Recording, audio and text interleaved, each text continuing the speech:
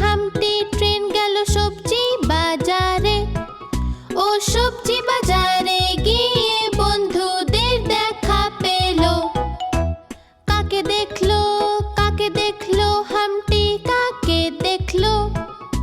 Tomato শসা পেঁয়াজ আর অনেক বন্ধুদের পেল।